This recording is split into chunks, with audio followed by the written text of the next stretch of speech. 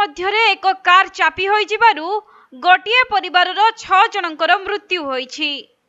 केन्दुझर जिला चंपुआ थाना रिमुली बाईपास निकटरे गतकाली राति प्राय 9टा समय एक मर्मन्तुत सड़क दुर्घटना घटिछि, जहाँकि बड़बिल जाउथुबा गोटिए कार बाईपास निकटरे रास्ता पाखरे छिड़ा होइथिबा एक ट्रक को पछ पार्श्वरु धक्का देइथिला।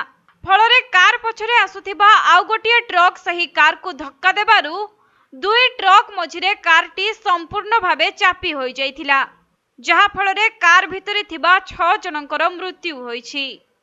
तेबे स्थानीय लोकंक ठारू खबर पाई पुलिस घटनास्थल रे पहुंचीथिला।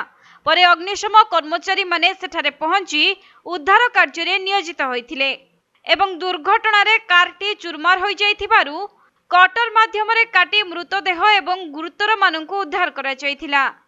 तेबे समस्त मृतक बड़बिल भद्रासाही अंचलर हीरालाल पलेंक परिवार लोके बोली जना पड़िछि। सेमाने बांसपाल ब्लॉक तरमाकांत को जाउथुबा बेले 520 नंबर जातीय राजपथर रिमुली बाईपास निकटरे एपरी भयंकर दुर्घटना घटिछि।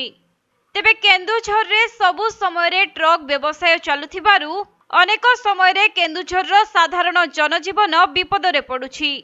सेहिपरि गोटिए परिवारर 6 जनक जीवन दुई ट्रक मध्यरे चापी होई जिबा परे सारा अंचल रे दुखर छाया खेली जाइछि।